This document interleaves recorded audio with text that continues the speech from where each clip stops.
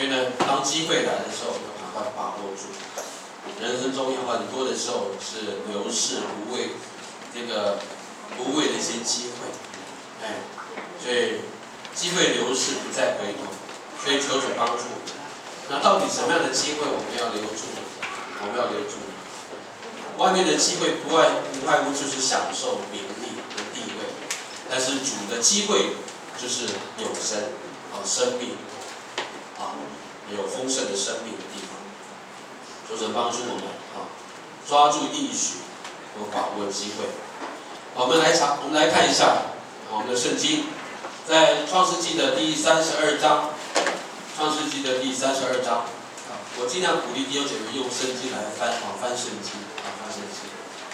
然后呢，我们才会看到说，上句或上句上段跟下段因为圣经不是只有在那一节经文而已。如果可以的话，就用这本圣经来看，翻圣经，可以上节跟下节可以串在一起，才不会断章取义感谢主。那也一方面也训练我们可以来熟读圣经，感谢主。好，我们一起来读这段经文，帮我翻开一下下一页，好吧？好，一起读一遍，来。那人说：“天地云了，容我去吧。”雅各说：“你不给我祝福，我就不容你去。”好，这里讲到你不给我祝福，我就什么？不容你去。哇，好霸道好像要请神人或者是天使买过路费，对不对？如果你不给我祝福，不要走雅各他就是非常的照这样的经文好像很霸道的感觉。那其实我们知道雅各这个人他的名字就是抓的意思抓，凡事都要抓有机会就抓这是雅各的一个名字那其实我们人不要说雅各了，我们一生中就是我们生下来之后呢，我们手是握紧的，对不对？我们是握紧的握紧的。这个很有意思我们生下来的时候，我们是手握紧的因为要出力我们就握紧。可是你知道吗？当我们人走的时候是两手的嘛，两手一摊，对，张开，对不对？表示说我们虽然我们来的时候呢，抓也没说抓也没有抓到什么东西紧紧的握住好像意味着我们一生下来之后呢，整个人生就是要抓。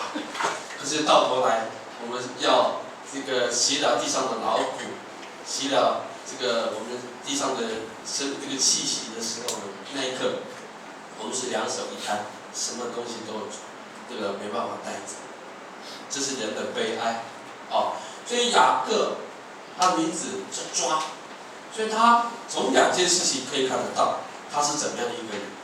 那我想说，我们雅各其实他是一个非常投机的一个人非常投机的一个人要不然说我们给他一个定义了他以前还没生命改变之前，他是一个贪生怕死的一个人，非常贪生怕死的一个人。然后呢，怎么呢？就是他遇上了，比如说他用计谋得祝福，对不对？他是用计谋来得祝福，所以他虽然是父亲的儿子，可是呢，他用计谋来得，不是他当有的一个祝福。他是第二个孩子，对不对？老大是以扫，所以通常我们把祝福或是财产比较多是让给老大的。老二呢，第二个孩子呢，哇，就一直嫉妒他生下来就一直嫉妒他的哥哥。其实老实讲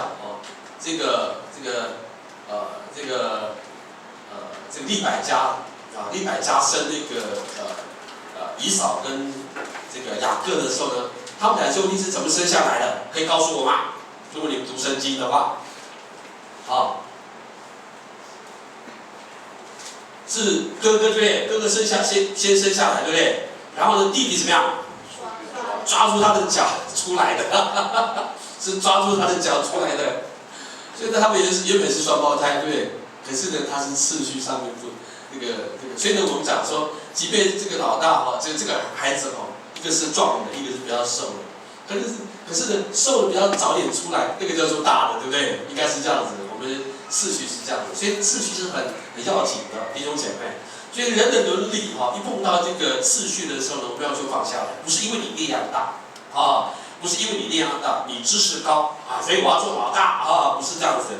你次序，所以我们回到一个原点啊，就是用人的这个常理来讲，哦，你是长辈，虽然我力量大，我知识高，比你高一点，我就服在人的常理之下。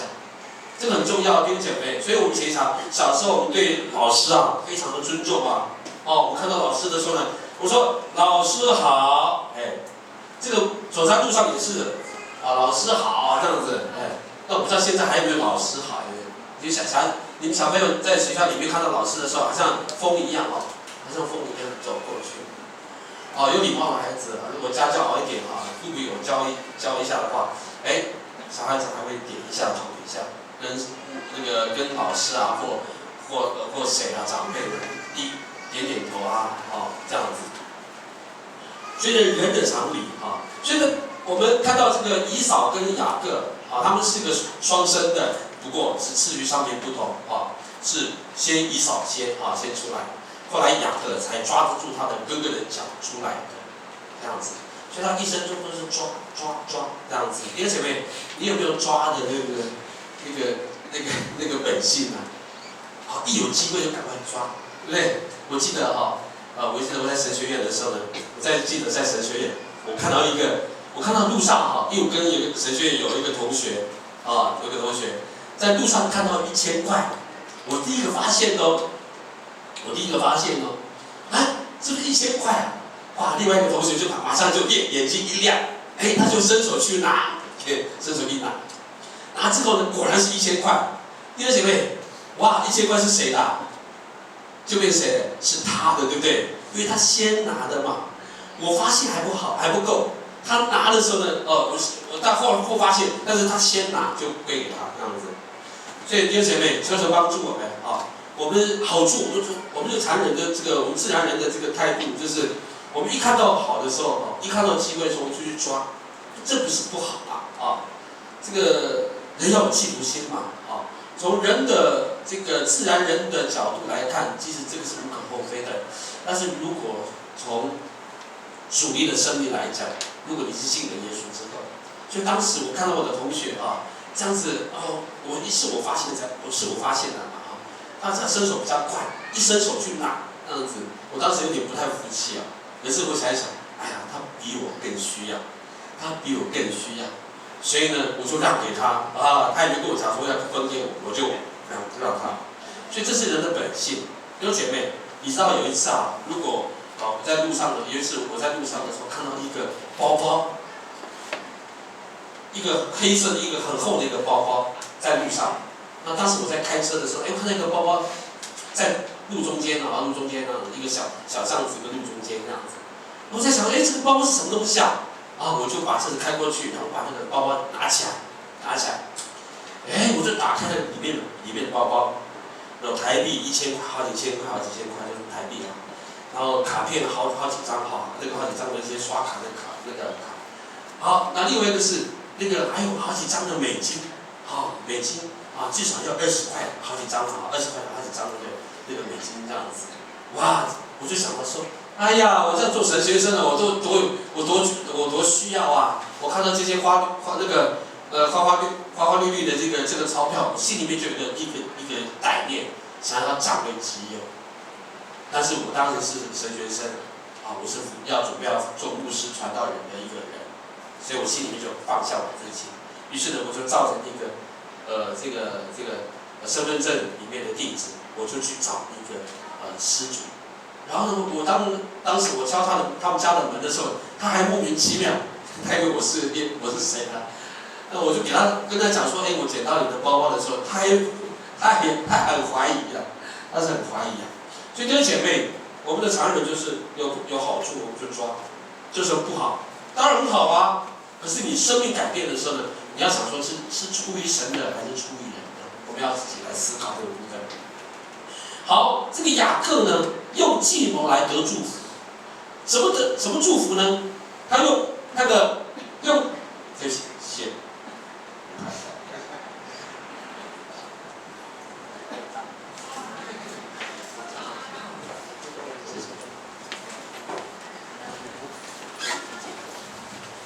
第一个就是他的哥哥去打猎，很累，对不对？很累。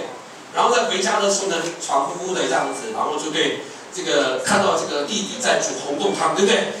哇，这个雅各哈，他已经煮得非常好吃的一个红豆汤，哇，让这个以扫呢，哇，羡慕的不得了。然后呢，垂涎三尺，对不对？然后呢，就对他的弟弟讲说，给我红豆汤。然后这个弟弟呢，他就提出一个条件，你把你长子的名分给我，卖给我好了。哎，你知道吗？这个长子啊，以扫啊，他已经忙得已经昏头转向了啊，没有考虑太多。哎，我都累得要死啊！你要拿就拿去吧，你知道吗？要拿就拿去吧。即使人一累的时候，会昏天转地的啊，搞不清楚状况。所以弟兄姐妹，我们要来冷静一下哦。当我们在忙碌的时候，我们要冷静一下，看到一些问题，我们才不会做出错误的判决。跟旁边讲，我们要冷静一下。我要冷静一下，不要太忙到一个地步去，攸关我的权益我怎么样就是随随便便就让给人了。所以呢，你知道吗？这个雅各他是他是见缝插针的一个人一看到这个哥哥这个累得要死他已经不管他这个要不要卖长子做弟弟的因为这个长兄嘛，到底当要给哥哥来吃一下，可是呢，他用计谋来这个来夺取这个哥哥当有的一个身份，就是长子的名分。这个本来就是用计谋来得逞嘛第二个，父亲的祝福。所以我们知道雅各这个以撒年老，眼睛昏花，对不对？如果你看圣经的话，以撒年老的时候，他眼睛昏花，搞不清楚状况。在雅各里面在圣经里面讲到，这个以撒是爱什么？这两个兄弟那个这个以撒比较喜欢谁呀？以扫嘛。然后呢，雅各呢，是谁爱雅各？是利百加他的母亲吧？对，利百加喜欢这个，所以呢，他父母所以这个圣经里面讲到偏心父母偏心的最好的一个例子，就是在以撒跟那个利百加。所以为什么以撒喜欢这个哥哥呢？以扫呢？因为他喜欢美味所以呢，不是以扫他是个猎人，对不对？他猎人都打那个3枪3枪。我讲一个笑话，有一个警察在临检他听到有那个野兽的味道，野兽的声音那样子，他就探到这个车窗里面说，有3枪吗？有3枪是不是？那原住民警察说，哪有3枪我就打1枪就好了。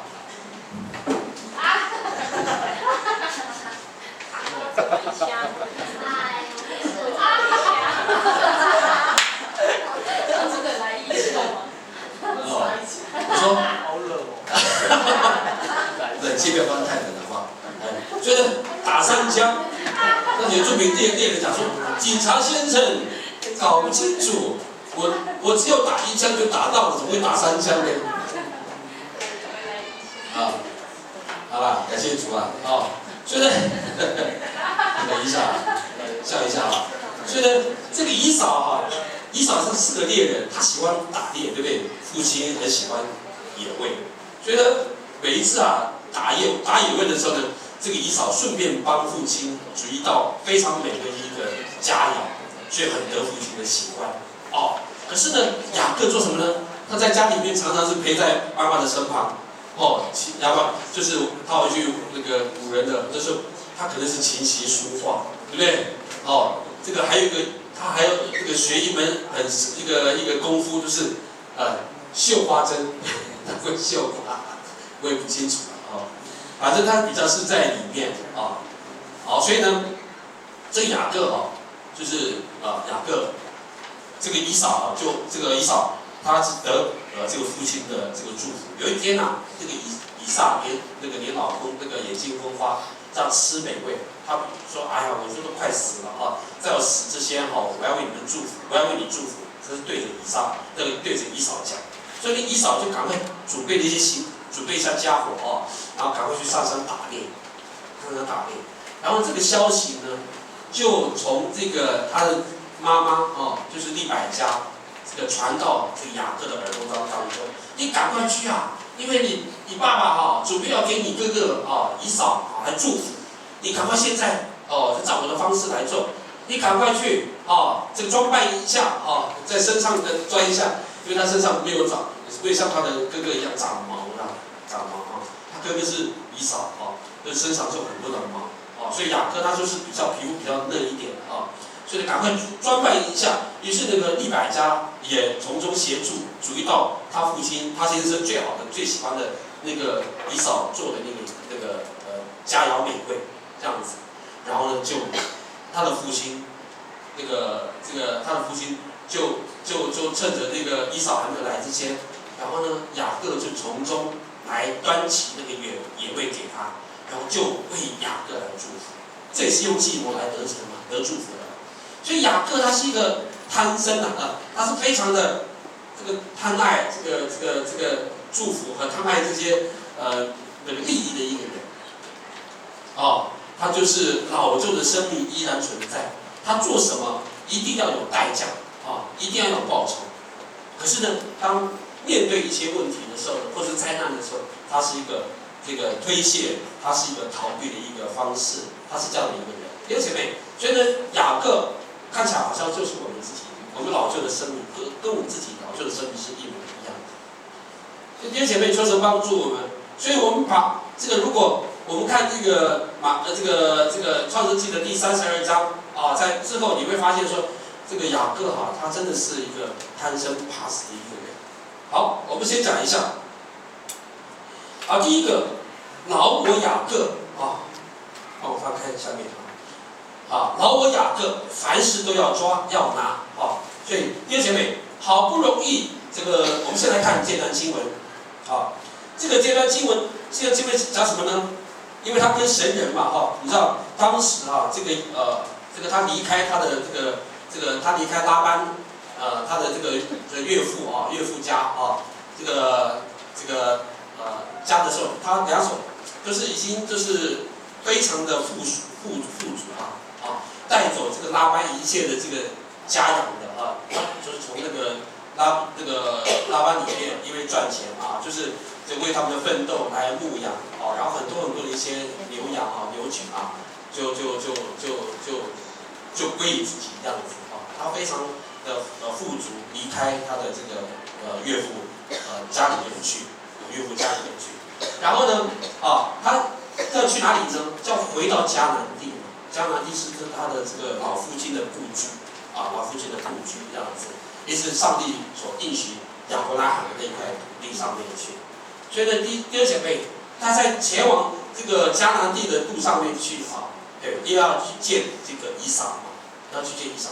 如果你要回去回去以撒老父亲以撒的面前首先你也必须要跟以扫就是他的哥哥来面对面所以呢，雅各他是凡事都要抓，所以呢，隐藏的人隐藏着他的里面动机是非常之积极，没有错，他很积极，这个人但是我不难发现说，因为他的积极我们又看得出来，他里面有一些是贪心的一个意念。因为姐妹，圣经里面讲说，贪财是万恶之根，对不对？因为姐妹，我们能够知足是很棒的一件事情所以有时候在第10诫里面，他讲的有关贪心这个事情不可贪恋人的房屋、人的妻子一切所有的。你看很多弟兄姐妹已经有了，他还不满足，不是他自己的，还去想要霸占别人的地方。弟兄姐妹，很多的问题就是因为贪财造成的一些的这个造成的一些的这个问题。所以弟兄姐妹，我们要在主的里面要凡事知足，凡事知足。当然，我不是说这个有很多的钱不好，有很多的钱很好啊，好得不得了啊。但是如果你很多的钱，你很丰富，然后产生一些歹念，然后用一些不当的这个方式来夺取你不该拥有的东西，那就是违背上帝的，违背上帝的。因为前面我们看到最近台湾就是说从这个从哪里啊？从非洲那里就是这个引进的这些什么犯啊，诈骗犯哈，然后回国，知道这些人都不满足，知道他们怎么花钱呢？我听说他们在睡觉的时候就把那个钞票铺在那个床铺上面去，他们睡觉啊，或是点烟啊，都是用钱来点的。你知道他们这是过的那种奢华的那个生活，而且他们变的钱不是他们自己的，不是他们辛苦赚来的，这些人都是别人的血汗钱，好不容易才积到那么一点点钱，然后就被这些人就是几句话给骗到手里面去，而且他们还没有好好的去争取这些钱。弟兄姐妹，贪财是万恶之根。弟兄姐妹，思想一下，我们里面有没有贪念之意？常常有时候我们会有贪念，已经有了还会有更好。常常有时候我心里我会跟师母开玩笑，我常在这个外面开车的时候呢，常常会把这个头不是眼睛探出那个车窗外面的那个新车或者是那个进口车，然后对着师母讲说：“买给我一部，买给我一部，这样子。”但我是跟他开玩笑，他隐藏我里面的立场，还是说，我真的很喜欢，我真的好希望我有一部 BMW 要不然就是宾士。弟兄姐妹，我们每个人都会有这种概念，所以求神帮助我们。如果我们的心没有被控制好，这个会失控的。如果没有在基督的里面，然后呢收拾这些东西的话，收拾这些意念的话，这会失控的。所以弟兄姐妹，不要做调查了那很多人都是或多或少都有签这个彩券，对不对？彩券，那你你签那个彩券的时候，你一定有一个意念说，我要发财，我想要很多很多的钱。弟兄姐妹，如果你没有中，感谢主恭喜你没有中太好了如果你中的话，你就天灾人祸会临到你身上弟兄姐妹，我们就像灾难一样，中那个彩券的时候，我们就要看待成就像灾难临到一样。弟兄姐妹，我为什么这样讲呢？你看很多人的下场就是一个很好的例子。有钱的人特别是有些有钱的人，他们就是一些实实在在做生意的这些人他们有钱，你不会觉得奇怪他们有靠着他们的头脑，他们从基层开始做，才会有今天的光景，那很好可是常常有些是一夜致富的这些人真的是很危险的。如果你中了这个彩券，你就是就像那个一夜致富那样的一个人一样，你不会理财嘛？突然财富一来到的时候，你会整个人会秩序会乱掉，整个人的生活会乱掉，是不是这样子？会所以弟兄姐妹，如果你要中那个奖券的时候呢，之前呢先考虑一下，先把这些钱先分好，然后教会要给教会要1/10这个要你们跟我留下只有10块钱而已。有没有这样想过？我全部都奉献了，然后呢留100块在我的身上？不会吧？一定把最大一笔钱、最多的一部分放在你自己的私人的里面。弟兄姐妹，这是不是合神的心意？一定不是合神的心意。所以难怪你不会有中，是感谢主。弟兄姐妹，所以换句话说，如果你没有先规划好的话，你万一一中的时候你会烂掉。至少如果你先规划好怎么用这些钱，比如说我中这个发票1000万最多的钱是1000万嘛，对不对？你要想说感谢主所以弟兄姐妹，好好的这个收集一下发票好不好？常常有时候买一些发票，以为说我不会中我怎么会那么那么幸运呢？哎呀，随便买，然后发票在家里面堆积一大堆的这个发票，从来没有对过。弟兄姐妹，你是不是这样子？常常有时候会这样的，对不对？那个发票是国家给的，所以呢，这个都没有跟博弈有关，有关啊，这是你国家当给你的地方。对，弟兄姐妹，好，所以呢，我鼓励大家，你好好的这个收集这个发票，好好的兑奖。啊，除了发票以外，你不要再去签什么彩券，这是不对的。然后呢，就开始规划，如果我中了1000万啊，我要用到，我要怎么用啊？怎么分啊？这样你突然哪一天你真的中的时候呢，你才不会慌乱，因为你已经预备好了。而且很多人是中奖券的时候呢，就是从来没有规划好，难怪他的生活，他的整个秩序会乱掉。所以呢，钱砸下来，就像那个东西，就像那个石头一样砸下来，你会受伤的，旁边的人都会跟着你受伤。求神帮助我们。所以呢，这个雅各他里面起了一个贪念，他因为凡事都要抓嘛，所以呢，他跟神人交战的时候摔跤的时候呢，立刻抓住了那个神人的脚，说你不要走，你一定要给我祝福不给我祝福，我不容你离开。这个好像非常的主动很主动的一个人，很主动的一个人。可是呢，他里面隐藏了一个贪念之心。刚才我已经讲了。第二个，另外一个心态，他就像一匹饿狼一样。其实你知道雅各就像一匹饿狼一样，伺机在那里等候那个机会，一有猎物呢，就赶快扑上去。弟兄姐妹，我们常常有时候没有力量，就像狼一样，伺机的在那里等候那个猎物，常常就是好像这个常就是慢半拍，猎物好几只，1只、2只、3只这样跳过去，可是你就是没有反应，就像就像雅各，他里面有一些就一个就像饿狼的一个性情一样，但是其实他的动机在某方面来讲是一个可以让我们效法的这个时候。很多的时候我们没有那个动力，因为我们已经失败习惯了，所以我也会想说，我有一个潜意识里面想说，我不会有机会我不可能弟兄姐妹，我们基督徒常会落在这种光景当中，很危险。求神帮助，因为你是神的儿女。如果你靠着神，相信这个神的应许，你就有机会。记住这句话：如果你相信神的应许，你一定有机会可以得到上帝的祝福。所以弟兄姐妹，我们要常常有时候在某方面，我们要像这个雅各一样，一有机会，我们就要马上就是这个扑过去，把这个机会能够抓起来。好，第三个，我的老我，当然就是讲到雅各这个部分。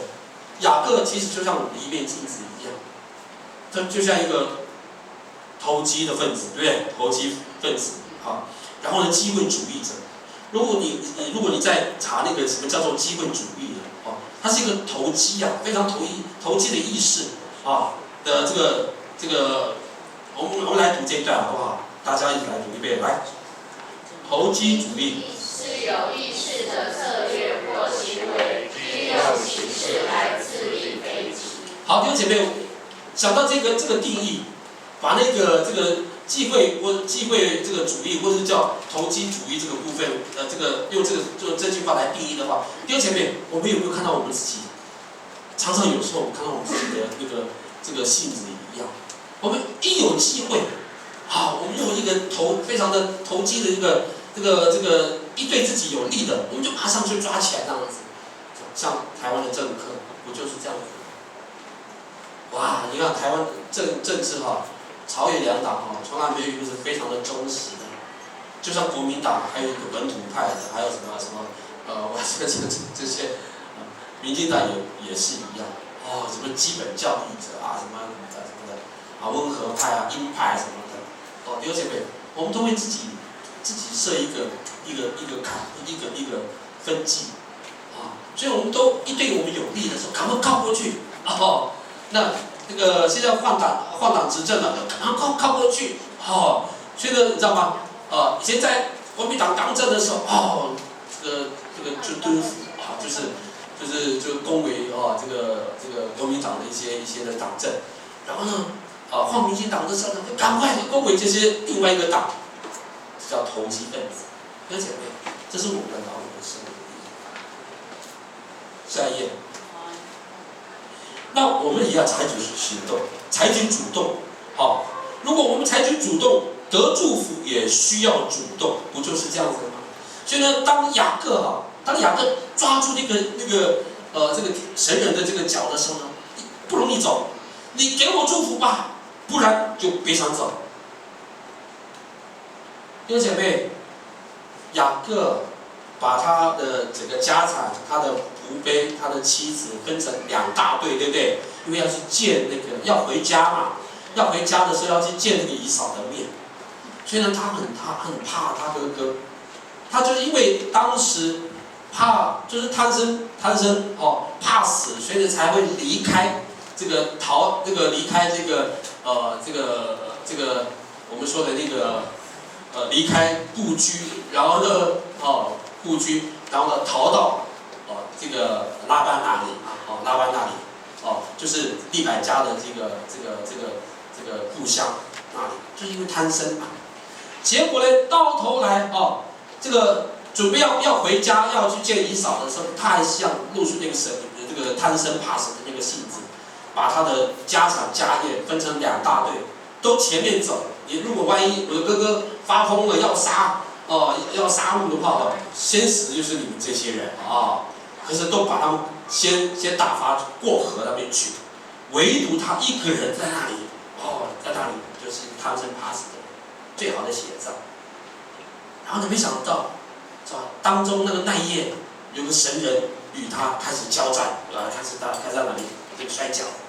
我们杜伟凡有摔跤，早知道就叫杜伟凡，就是派杜伟凡来去摔跤一下，也会得胜，对不对？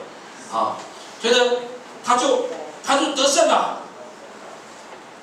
你知道，其实这个神人是冲着这个雅各来的。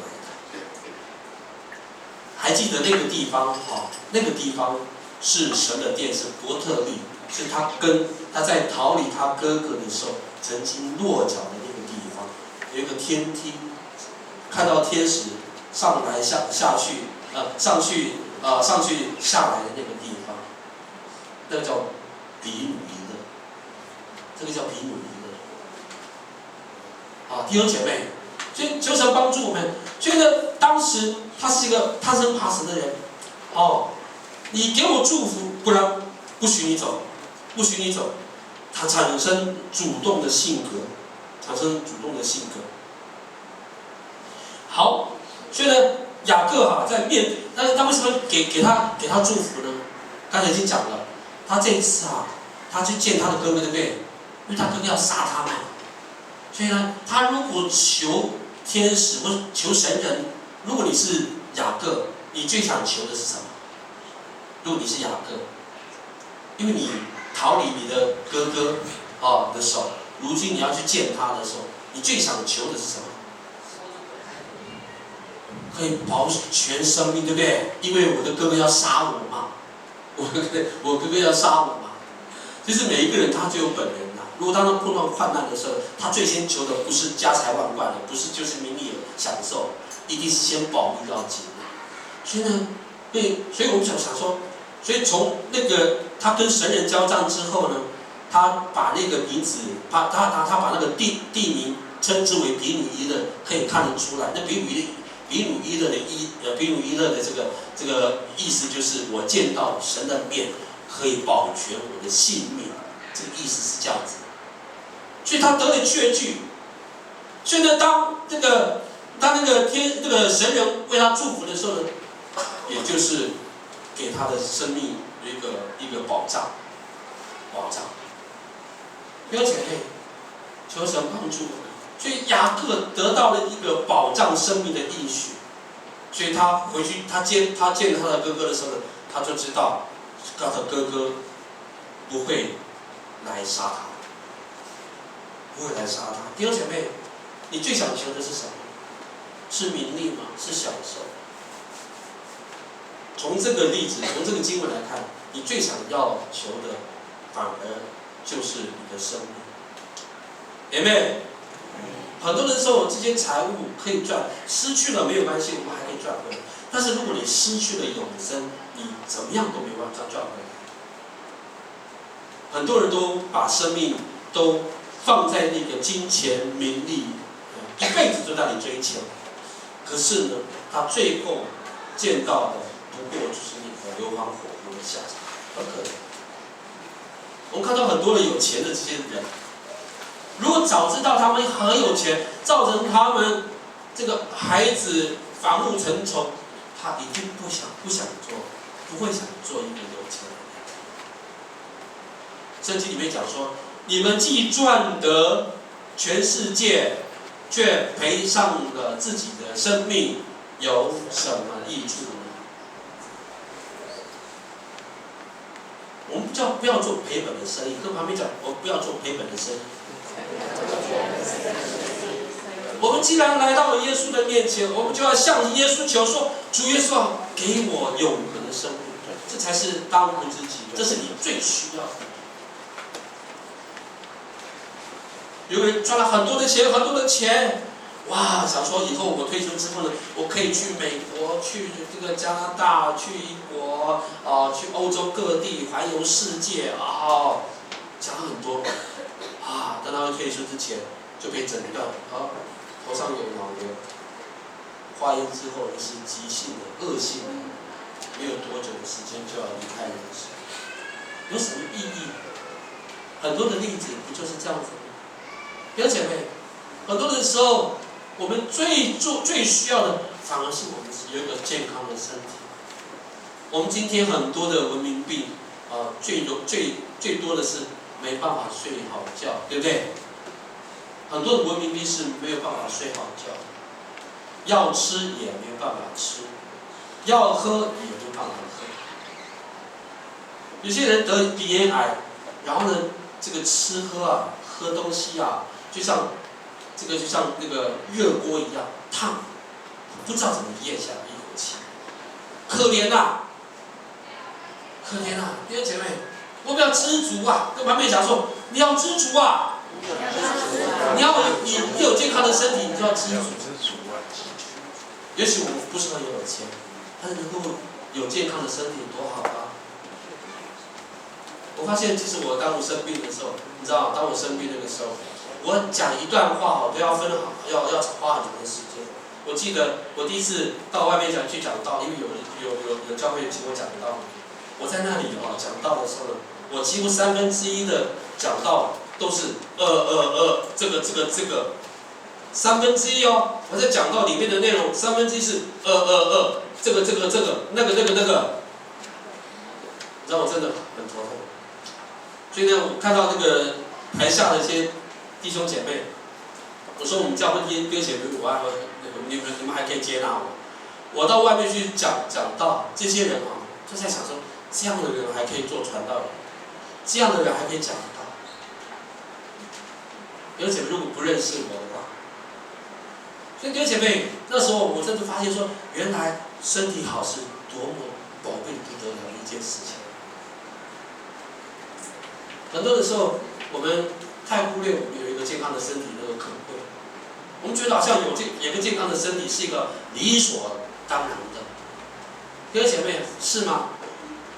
不是的。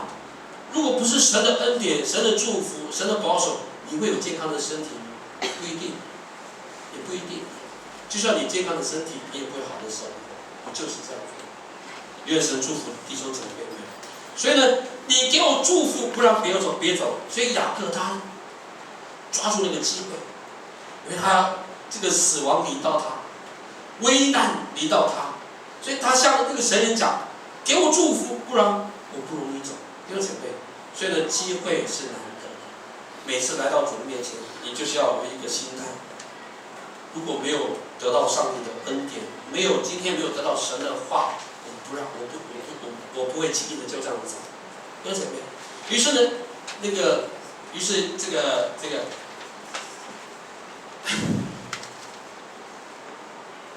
突然又犯了老毛病了。这个那个。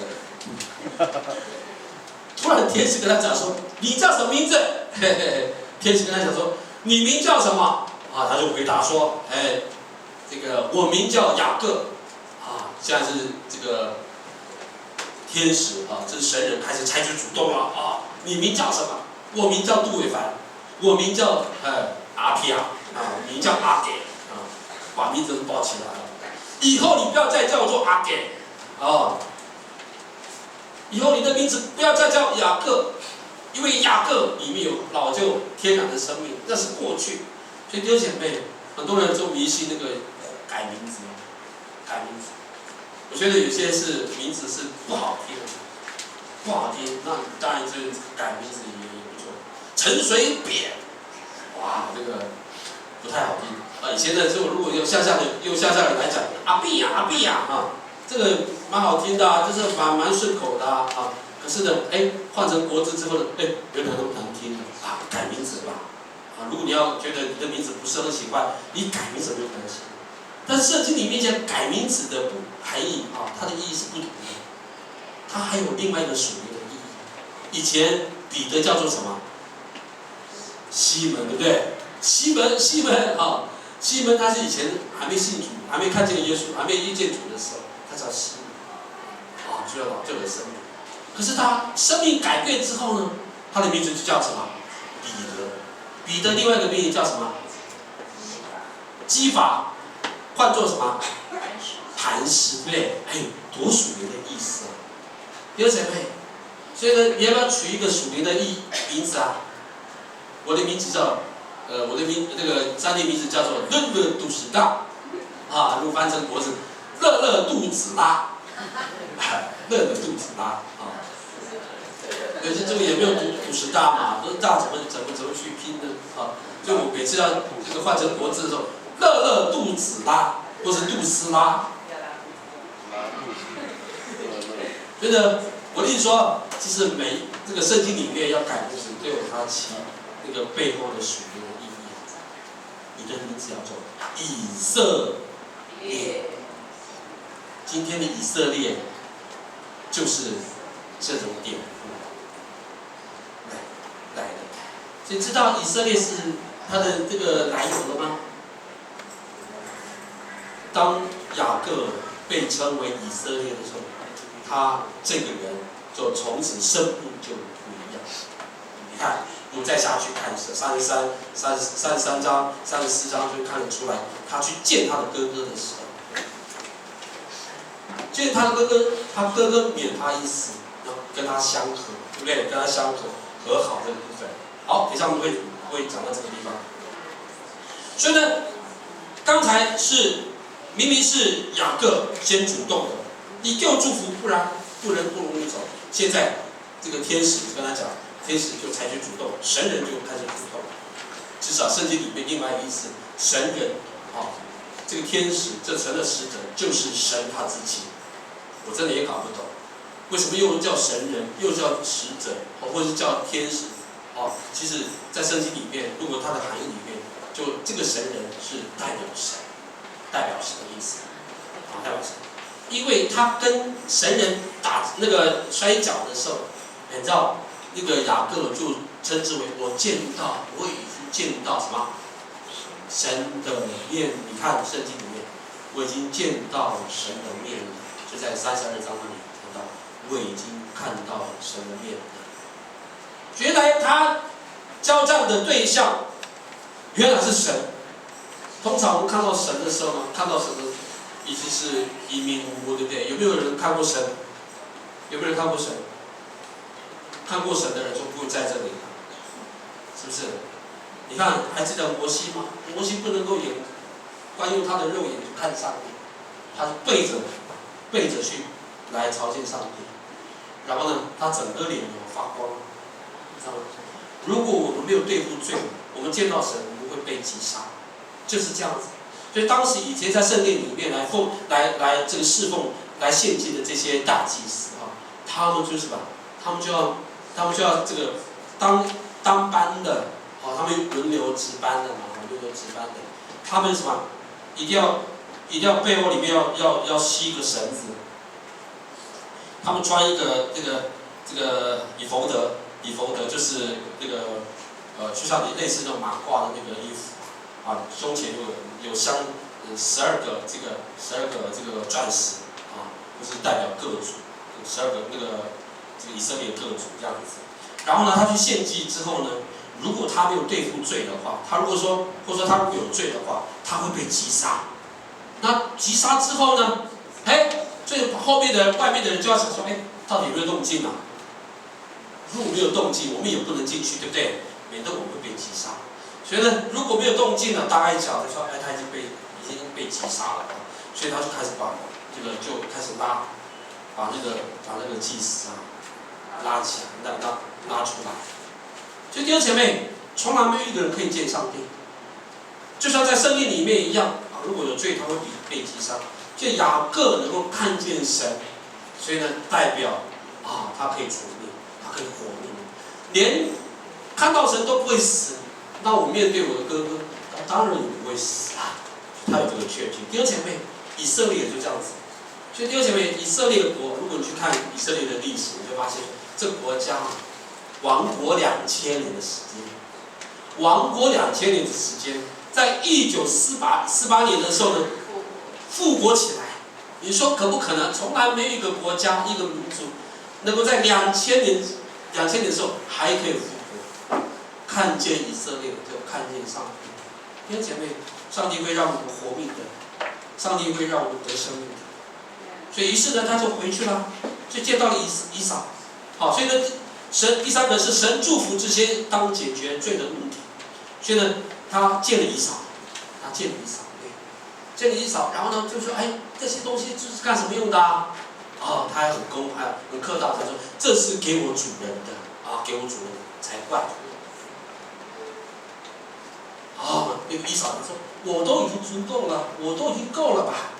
你的还是给你的。哇，他还松一口气哦，还好你以扫还没有。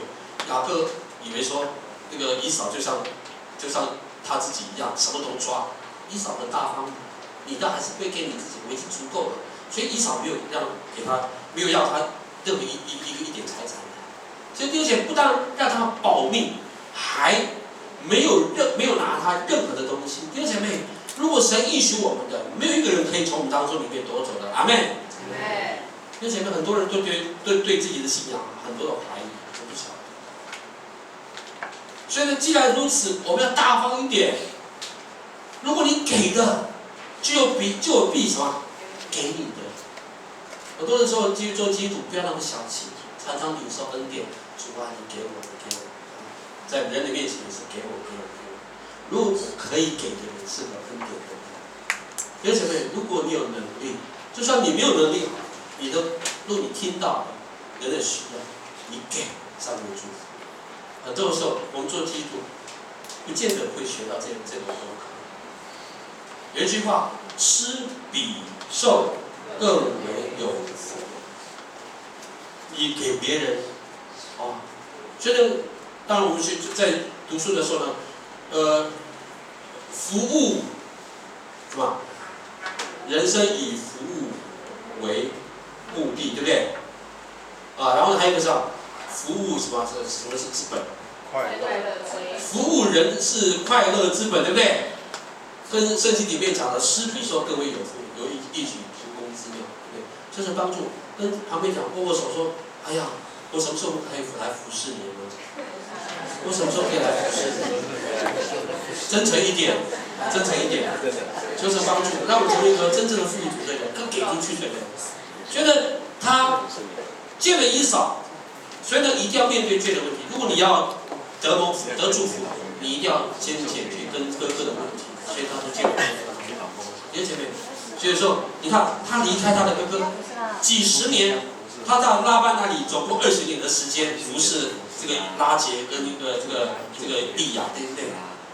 利亚20几年的时间，然后呢想说，这20年当中没有见到以扫，那已经差不多时间了。我想大概我的哥哥已经早就忘了这事情了，反正我也不知道有没有机会看到他那样子，可是没有啊。上帝还是让他去见他的哥哥，对不对？有一个人他逃狱，就好几年，好几年。我们说那个追溯期到几年就可以那个20年，对不对？你知道吗？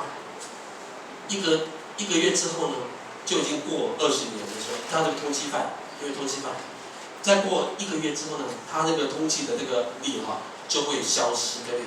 可是呢，他在那个酒驾的时候呢，但也不是酒驾的，就是他就是临检的时候就被这个警察给临检了，然后查一下他的资料，原来是20年前的一个通缉犯，你知道吗？罪如果没有对付清楚，你还是要面对，亲爱的弟兄姐妹，你有什么罪还没有认吗？赶快认，这是告诉你，你偷过别人的东西，你亏负有过人吗？然后呢，在你有生之年可以有一机会来补偿，有补偿。如果你实在没有地方可以补偿，那个人也过去了，那我相信神给你智慧，怎么去补偿你的一些过失，或是亏欠你的地方，有什么帮助？最后一个，与神和好，与人和好，对不对？这个与人和好是很多这个很重要一个功课哦。与兄弟和好，当年这个雅各因为逃离哥哥的杀身之地离开了别是巴，就是寄居之地然后呢，没有想到还得20多年之后呢，还要面对他的哥哥。早知道如此，我们就与兄弟和好，与兄弟和好。再来就是与神和好。弟兄姐妹，我们永远不会逃离过上帝的眼目。我们承认我们的罪，来到主的面前来。最后结论，我们请恩宁来了，我们要等下来祷告。雅各生命的转折，就是从他的名字改成以色列人的时候开始的。耶和华的恩惠，基督徒神的儿女要渴慕追求，就像他一样，我要给我祝福，这样就非常的积极跟主动，就是帮助我们，让我们能够积极的来抓住应许，把握机会。在这位置旁边讲，我们要把握机会，哈利路亚，哈利路亚，我们现在唱诗，哈利路亚，哈利路亚，赞美耶稣。